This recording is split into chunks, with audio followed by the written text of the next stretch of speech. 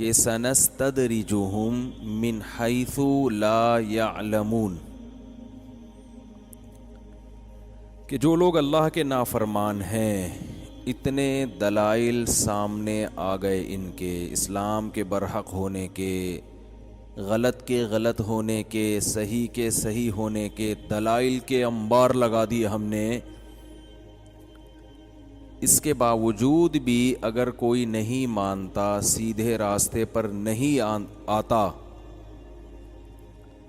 تو جو داعی ہے، دعوت دینے والے لوگ ہیں، ان کو سمجھایا جا رہا ہے کہ پھر ٹینشن لینے کا بولیں نہیں، ٹینشن نہیں لینی پھر۔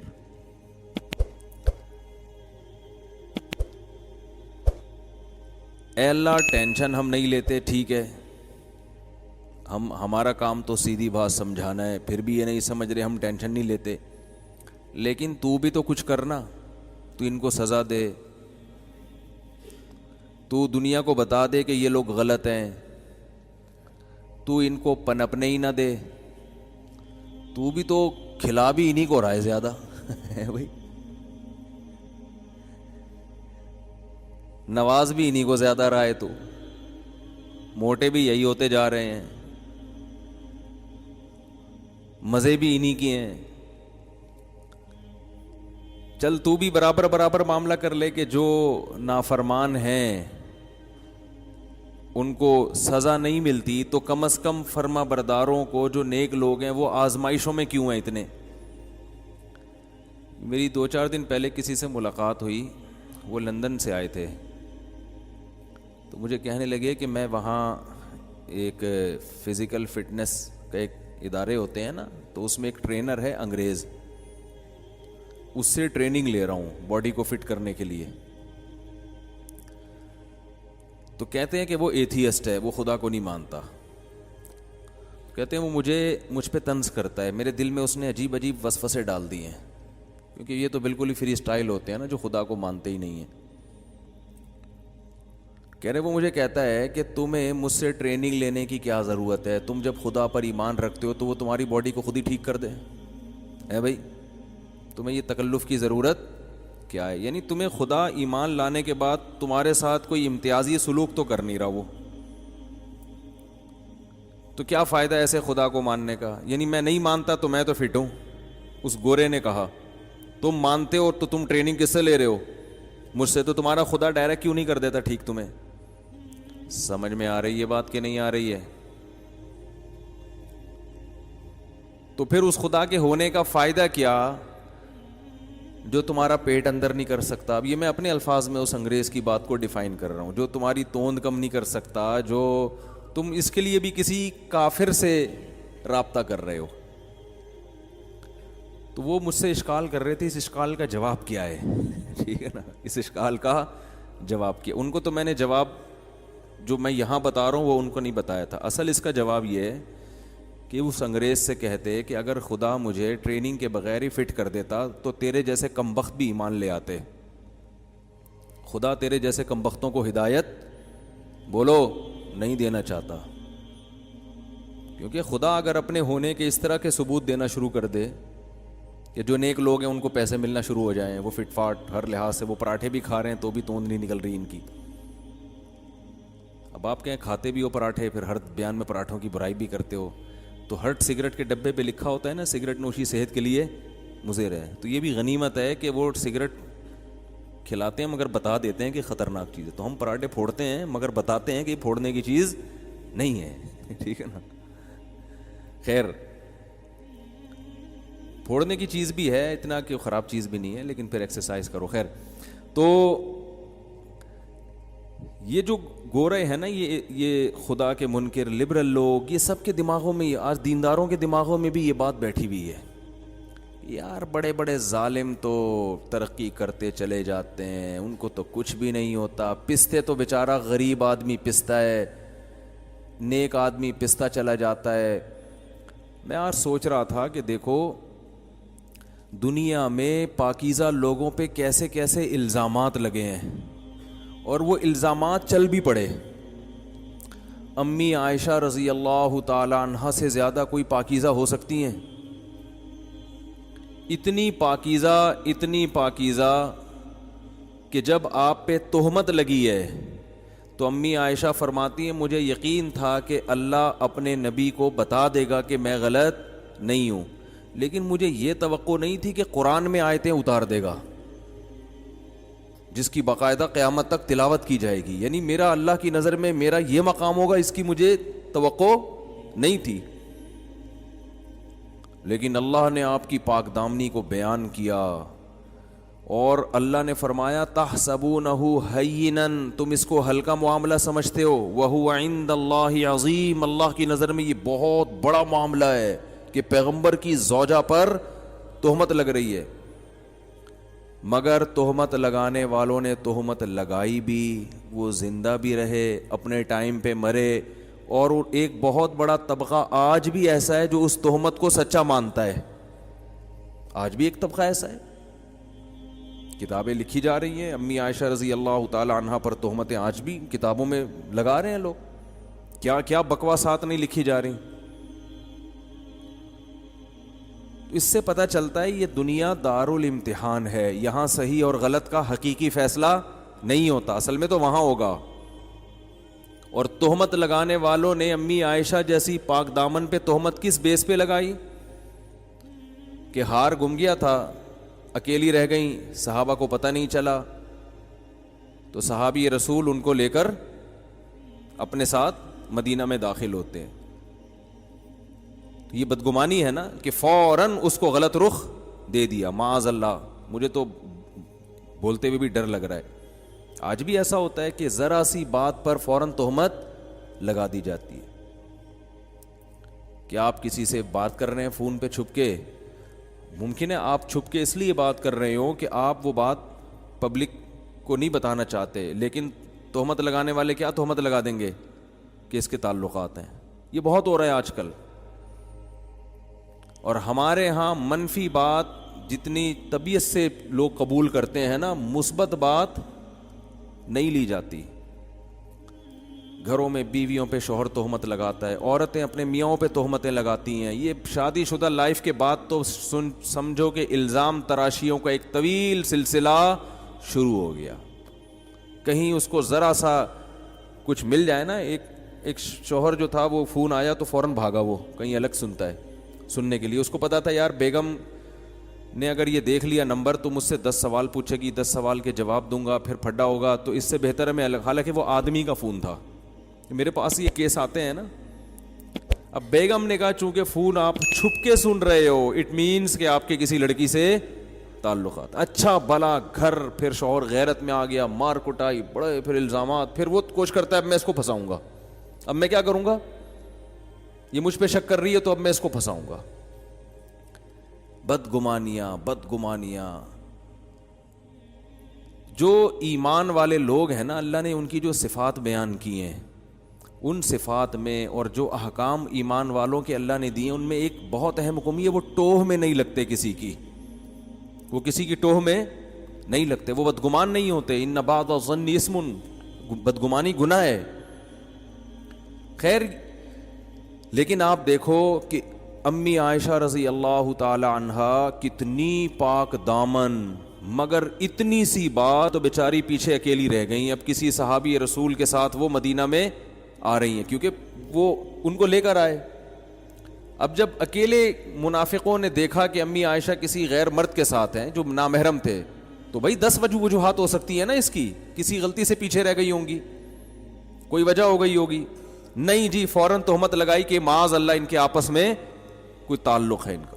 اور نبی صلی اللہ علیہ وسلم کے دل پہ کیا گزری ہوگی، آرے چلے ہوں گے آپ کے دل پہ، کس قدر پریشان.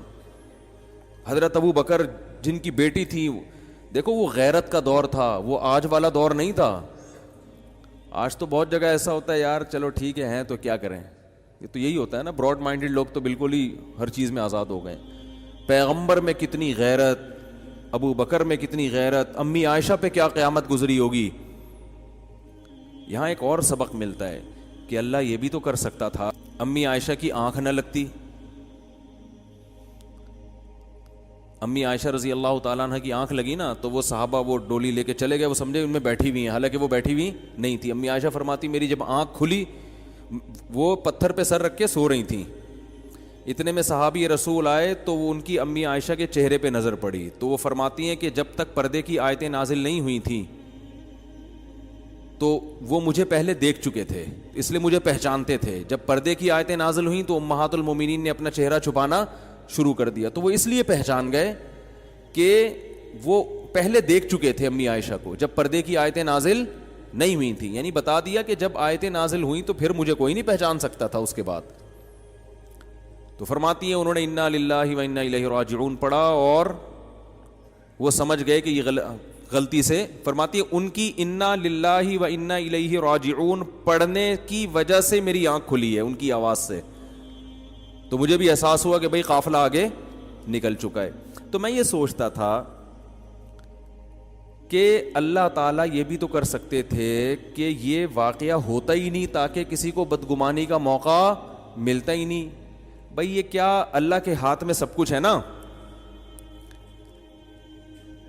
اسی سے ملتا جلتا ایک اور واقعہ, دونوں کو مرج کر کے پھر بات سمجھ میں آئے گی جو سمجھانا چاہ رہا ہوں.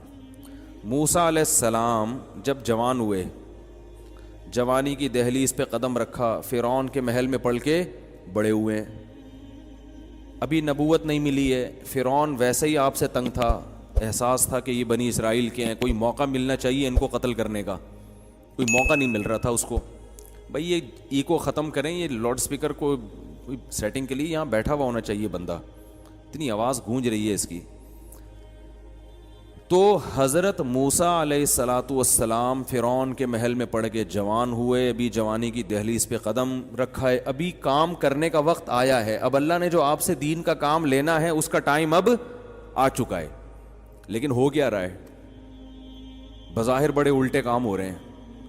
ہو یہ رہا ہے کہ حضرت موسیٰ علیہ السلام مدینہ شہر میں جب نکلتے ہیں مصر میں, تو دیکھا کہ ایک فرعونی کی لڑائی ہو رہی ہے بنی اسرائیلی کے ساتھ. دونوں کا آپس میں کیا ہو رہا ہے؟ بولو نا یار, پھڈا ہو رہا ہے. حضرت موسیٰ علیہ السلام نے پھڈا چھڑوانے کے لیے دیکھا کہ یہ میری قوم کا آدمی ہے اور یہ فرعونی آدمی ہے, تو پھڈا چھڑوانے کے لیے ایک مکہ لگایا فرعونی کو, کیونکہ ظالم تھا وہ. آپ کی نیت قتل کرنے کی نہیں تھی, مگر بندہ لڑک گیا. وہ حضرت موسیٰ کا ایک تھپڑ لگا, فقضا علیہ, اور اس کا انا للہ ہو گیا. اب موسیٰ علیہ السلام پریشان, یہ کیا ہو گیا؟ اب دیکھیں بظاہر کام صحیح ہونے کے بجائے کیا ہو رہے ہیں؟ الٹے ہو رہے ہیں کام. بھائی اب تو نبوت ملنی ہے, اب تو اللہ نے آپ سے کام لینا ہے, اب تو کوئی ایسا واقعہ ہونا ہی نہیں چاہیے جس سے آپ موسٹ وانٹڈ بن جائیں. لیکن اللہ کے کام دیکھو. اور یہ حضرت موسیٰ نے اعتراف کیا, یہ تو شیطان نے مجھ سے کروا دیا, یہ کیا ہو گیا, یہ غلطی ہو گئی ہے, بندہ تو میں نے مارنا ہی نہیں تھا. اور اللہ سے توبہ استغفار بھی کر رہے کہ تو بندہ ہی مر گیا. اللہ فرماتے ہم نے معاف کر دیا. تو پہلی غلطی بظاہر غلطی, یہ میں اس سے نا آپ کو ایک سبق بتانا چاہتا ہوں. اس سے نتیجہ کیا نکلتا ہے؟ کام صحیح ہو رہا ہے, یہ بظاہر الٹا ہو رہا ہے, الٹا ہو رہا ہے کام. ایک طرف اللہ کہہ رہا ہے کہ میں آپ کے ذریعے فرعون کی حکومت کا خاتمہ کروں گا, تو اللہ اب تو موسیٰ علیہ السلام سے غیر قانونی کام کوئی ہونا ہی نہیں چاہیے تاکہ کوئی انگلی نہ اٹھا سکے. چلو یہ ہو گیا, بندہ مر گیا. حضرت موسیٰ علیہ السلام پریشان ہوئے کہ یہ ہو گیا غلط کام, توبہ استغفار کرو. اللہ نے کہا میں نے معاف کیا. اگلے دن, اچھا یہ کسی کو پتہ ہی نہیں ہے کیونکہ قرآن کہہ رہے غفلت کا وقت تھا, شہر میں سب سو رہے تھے, اس وقت سب قیلولہ کیا کرتے تھے, اور دوپہر کے وقت لوگ باہر نہیں نکلتے تھے. یہ ایک نیچر ہے انسان کی, قیلولہ کرنا. یہ تو اب یہ گوروں نے ختم کیا ہے قیلولے کا نظام. گورے خود اعتراف کرتے ہیں کہ جب تک اسلامی حکومتیں دنیا میں رہی ہیں نا, پوری دنیا میں دوپہر کھانے کے بعد سونے کا رواج تھا. یہ گوروں نے اپنی کتابوں میں لکھا ہے. یہ تو غیر مسلموں سے ہمارے ہاں آیا ہے کہ دوپہر آرام نہیں کرنا, سارا دن جاگ کے گدھے کی طرح کام کرنا ہے ہم نے. تو اب کیا ہوا کہ اگلے دن موسیٰ علیہ الصلاۃ والسلام نکلے. کسی کو نہیں پتا تھا, بنی اسرائیلی نے بھی کسی کو نہیں بتایا کہ بھئی کیا ضرورت ہے موسیٰ علیہ السلام جو کل میری مدد کے لیے آئے تھے ان کا راز فاش کرنے کی کیا ضرورت. تو یہ بظاہر الٹا کام ہو گیا کہ ایک بندہ کیا ہو گیا, قتل. آگے چلو، اس سے بھی الٹا کام ہو رہا ہے اگلے دن، بظاہر الٹا کام۔ اگلے دن کیا ہو رہا ہے کہ موسیٰ علیہ السلام نے دیکھا وہ اپنی قوم کا جو بنی اسرائیلی ہے کل دوبارہ پھڈا ہو رہا ہے اس کا کسی اور فرعونی سے۔ موسیٰ علیہ السلام نے اس کو فرمایا انک لغوی مبین، تیرا تو کام ہی لڑنا ہے، کل کسی سے لڑ رہا تھا آج کسی اور سے۔ صرف اتنی سی تنبیہ کی اپنے بنی اسرائیلی کو، نیت یہی تھی کہ آج بھی میں فرعونی کو پکڑوں گا کیونکہ وہ ظلم کر رہا ہے، وہ ظالم تھے فرعونی ہے نا، ہر وقت بنی اسرائیلیوں کو تنگ کرتے تھے، تو میں لڑائی چھڑواؤں گا لیکن آج پنچ ذرا ہلکا رکھوں گا ٹھیک ہے نا، کل کا تجربہ ہے، یا تو پنچ ماروں گا ہی نہیں، بس زبانی کلامی سے ان کو یوں کر کے چھڑوا دوں گا۔ جب موسیٰ علیہ السلام قریب آئے اور ارادہ کیا کہ فرعونی کو پکڑیں، ارادہ ہے فرعونی کو پکڑنے کا، لیکن بنی اسرائیلی ڈر گیا۔ اس نے کہا کہ انہوں نے مجھے تانا دیا ہے کہ تو ہے ہی لڑاکو، تیرا کام ہی لڑنا ہے، تو اس کا مطلب آج پنچ کس کو پڑے گا آج جو مکہ پڑے گا وہ کس کو؟ مجھ کو۔ اور اس نے کہا یار کل ایک مکے سے وہ بندہ ٹہل گیا، تو اگر ان کا تو تھوڑا سا تھپڑ بھی پڑ گیا، ٹہلا نہیں بھی، تو کوئی نہ کوئی نٹ بولٹ میرا ڈھیلا ہو جائے گا، کہیں نہ کہیں سے میری سیٹنگ، کوئی ریڑھ کی ہڈی کی پرابلم ہو سکتی ہے ہمیشہ کے لیے، یا کوئی دانت غائب ہو سکتا ہے میرا، کچھ تو ہوگا نا، کتنی بھی احتیاط کر لیں۔ تو اس نے بے صبری کا مظاہرہ کیا، اپنی قوم کا آدمی بے صبری کا مظاہرہ کیا۔ تو چل بھائی تو بے صبری کا مظاہرہ کرتے ہوئے چیخ لیتا کہ موسیٰ مجھے نہیں مارو میں بھاگ رہا ہوں، یہ کہہ دیتا نا، یا میں چھوڑ رہا ہوں بس، نہیں، لا، ایسا نالائق کہ اس نے فوراً کہا اتريد ان تقتلني كما قتلت نفسا بالامس، اے موسیٰ کیا تو چاہتا ہے کہ جیسے تو نے کل ایک بندہ کو قتل کیا ہے تو مجھے اسی طرح قتل کرنا چاہتا ہے؟ یہ بات اس نے کہی اور بات لیک آؤٹ ہو گئی۔ فرعون تو پہلے ہی تلاش کر رہا تھا، کل جو ہمارے کسی درباری کی لاش ملی ہے جس کے قاتل کا نہیں پتا چل رہا، وہ تو اس نے لوگ بھیجے ہوئے تھے بھائی اس کے قاتل کا پتا چلاؤ، اور کتنی بڑی غلطی بنی اسرائیلی سے ہوئی کہ اس نے قاتل کا پتا، قاتل بتا دی کہ موسیٰ علیہ السلام تھے۔ اس نے فوراً چیخ اٹھا کہ اے موسیٰ آج تو مجھے ایسے قتل کرنا چاہتا ہے جیسے کل تو نے ایک بندے کو قتل کیا ہے۔ یہ کتنی بڑی غلطی ہوئی کہ نہیں ہوئی؟ تو کیا اللہ یہ غلطی روک نہیں سکتا تھا؟ بولتے کیوں نہیں بھائی؟ اللہ تو چاہتا تو یہ پھڈا نہ ہونے دیتا۔ اللہ کہتا میں نے موسیٰ کلیم اللہ کو اپنے لیے رکھا ہوا ہے، ان سے میں نے کام لینا ہے، ان کو ان پھڈوں میں نہیں ڈالنا میں نے ابھی، اس میں تو یہ مصیبت میں پڑ جائیں گے، ٹینشنوں میں آ جائیں گے، ان کے لیے آگے بڑی ٹینشنیں ہیں، تو یہ کیا ہے، یہ کسی اور کو لڑواؤ اس میں، نہ نہ نہ۔ اللہ نے موسیٰ علیہ السلام سے پنچ بھی لگوایا، بندہ بھی انا للہ ہوا، توبہ استغفار بھی کروائی، معاف بھی کیا، اور پھر اگلے دن دوبارہ وہی پھڈا ہو رہا ہے، موسیٰ علیہ السلام جا رہے ہیں، موسیٰ علیہ السلام اس کا مار کسی اور کو رہے ہیں، جس کی مدد کے لیے جا رہے ہیں وہی کمبخت کیا کر رہا ہے، پکڑوا رہا ہے ان کو۔ اس سے پتہ چلتا ہے کہ بھائی آپ جو ہے نا، جو کام اللہ نے آپ کے ذمہ لگایا اس میں لگے رہو، پھر حالات کو مت دیکھو کیا ہو رہے ہیں، جیسے بھی آڑے ترچے حالات ہو رہے ہیں نا وہ آپ کے فیور میں ہو رہے ہیں۔ یہ سارے حالات حضرت موسیٰ کے فیور میں ہو رہے تھے۔ کیسے فیور میں ہو رہے تھے؟ یہ ایسے فیور میں ہو رہے تھے کہ اس بہانے حضرت موسیٰ کو مصر چھوڑنا پڑا، اور کہاں جانا پڑا؟ مدین، ورنہ اپنا ملک چھوڑنا آسان نہیں ہوتا۔ اب آسان ہو گیا کہ بھائی نہیں جاؤں گا تو قتل کر دیا جاؤں گا۔ اور اللہ حضرت موسیٰ علیہ السلام کو 10 سال کے لیے فرعون کی ٹینشن سے آزاد کرنا چاہتا تھا، آپ کی شادی کرانا چاہتا تھا کہ آپ یہاں سے جاؤ اور مدین میں جاؤ، وہاں نیک لوگ ہیں، ان کی نیک بیٹیاں ہیں، اچھے گھرانے میں آپ کی اس بہانے کیا ہو جائے گی؟ شادی ہو جائے گی آپ کی اس بہانے۔ 10 سال بکریاں چراؤ گے آپ، ورنہ کون جاتا ہے بھائی؟ بکریاں چرانے سے بھی آپ کی ٹریننگ ہوگی اور آپ کو ایک اچھا خاندان مل جائے گا۔ باقی یہ جو فرعون کا مسئلہ ہے یہ میں دیکھ لوں گا اس کو۔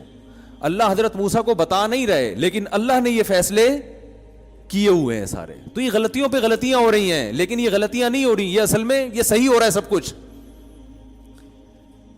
تو حضرت موسیٰ علیہ السلام جا رہے ہیں، پھر 10 سال کے بعد اپنی زوجہ کو لے کر واپس آ رہے ہیں، پھر اللہ نے نبوت عطا فرمائی اور فرمایا کہ جاؤ فرعون کے پاس۔ حضرت موسیٰ نے سب سے پہلے اشکال یہی کیا، میں نے تو نفس بندے کو قتل کیا، میں تو موسٹ وانٹڈ ہوں، جس حکومت کا میں موسٹ وانٹڈ ہوں اسی حکومت کے پاس اے اللہ تو مجھے کہہ رہا ہے اسی فرعون کے بہل میں جا کے میں بات چیت کروں اس سے؟ تو اللہ نے کیا فرمایا اذهبا اننی معکما، آپ اور ہارون جاؤ، کلا ایسا نہیں ہو سکتا، فرعون آپ کا کچھ بھی نہیں بگاڑ سکتا، میں آپ دونوں کے ساتھ ہوں۔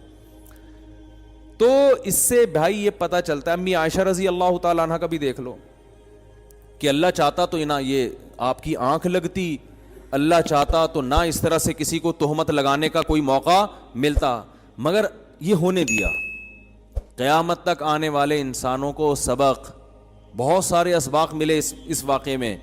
اللہ نے فرمایا تم اس کو اپنے حق میں غلط سمجھتے ہو، امی عائشہ کا جو واقعہ ہوا تھا، لیکن اللہ کی نظر میں یہ تمہارے لیے کیا ہے؟ بہتر ہے۔ اس سے منافقین تمہارے سامنے آ گئے، مخلص لوگ تمہارے سامنے آ گئے، اور ایک اصول سامنے آ گیا کہ جو نیگیٹو سوچ رکھنے والے لوگ ہیں وہ قافیے ملا کے، قرائن ملا کے اور صغرے کبرے ملا کر کسی پر کچھ بھی الزام لگا سکتے ہیں۔ وہ اس دنیا میں سب کچھ ہو سکتا ہے۔ یہ جو لوگ کہتے ہیں نا پاک دامن اور نیک لوگوں پہ الزام نہیں لگتے، یہ غلط ہے۔ بڑے بڑے پاکیزہ لوگوں پہ الزام لگتے بھی ہیں اور وہ الزام پنپتے بھی ہیں، چل بھی جاتے ہیں، لوگ ان کو برا سمجھنا بھی شروع کر دیتے ہیں، ایسا بھی ہوتا ہے۔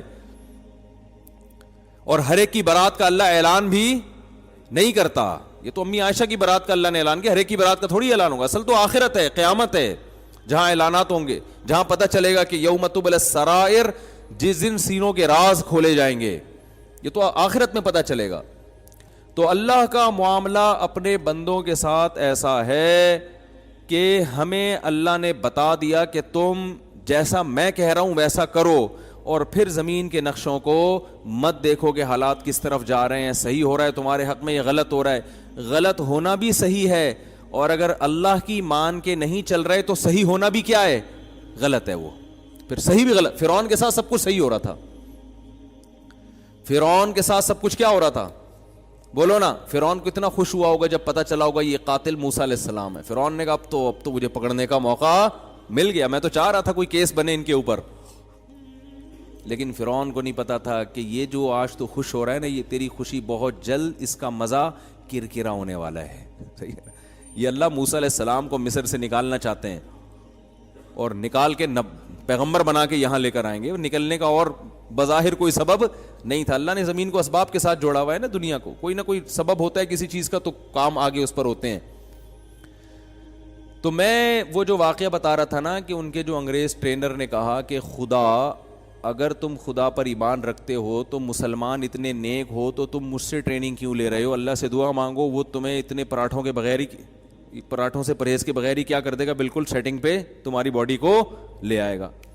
تو میں نے ان کو جواب نہیں دیا کہ وہ ویسے ناراض ہو جاتے، میں نے کہا اصل آپ کو بتا رہا ہوں، اصل جواب یہ ہے کہ اس انگریز کو جواب یہ دینا چاہیے تھا کہ اللہ نے مجھے بغیر ٹریننگ کے اور تیرے جیسے کمبخت کا استاذ مجھے اس لیے بنایا ہے ٹھیک ہے نا، کہ اگر بغیر سبب کہ اللہ اپنے پر ایمان لانے سے ہی ساری چیزیں ٹھیک کر دیتا تو تیرے جیسے کمبخت لوگ بھی ایمان لے آتے۔ اللہ نہیں چاہتا کہ تمہارے جیسے کمبخت لوگ ایمان لائیں، ایمان وہ لائیں جو کھوپڑی بولو استعمال کرتے ہیں۔ کیونکہ اگر دنیا میں ایسا ہونے لگتا، ادھر آپ نے نیکی شروع کی، آپ اچھے بن گئے اور آپ کے سارے حالات ٹھیک ہونا، تو کون غیر مسلم پھر غیر مسلم رہے گا؟ وہ تو سارے مسلمان ہو جائیں گے۔ تو نہ صرف یہ کہ بعض دفعہ حالات ٹھیک نہیں ہوتے، بلکہ جو نافرمان ہوتے ہیں ان کے حالات بظاہر اور اچھے ہونا شروع ہو جاتے ہیں۔ بظاہر اس لیے کہہ رہا ہوں اس میں حقیقت میں برکت نہیں ہوتی ہے، لیکن بظاہر وہ اور پنپنا شروع کرتے ہیں اور خوشیاں ملتی ہیں ان کو۔ تو اسی کو اللہ نے سورہ قلم میں فرمایا سنستدرجہم، کہ دعوت دینے والے کو جب وہ دعوت دے، حق کا پرچار کر رہا ہو، لوگ نہیں مان رہے ہوں، پھر بھی پنپتے چلے جا رہے ہیں، عیاشی ہوتی چلی جا رہی ہے، تو اللہ فرماتے ہیں ان کو مجھے اکیلا چھوڑ دو۔ سنستدرجہم، میں ان کو مہلت دوں گا، ان کو نعمتیں دوں گا، من حیث لا یعلمون، ان کو پتہ بھی نہیں چلے گا کہ یہ ہو ہمارے ساتھ کیا رہا ہے۔ من حیث لا یعلمون کا یہ مطلب ان کو پتہ ہی نہیں چلے گا کہ یہ ہو کیا رہا ہے ہمارے ساتھ، یہ خوش ہوں گے۔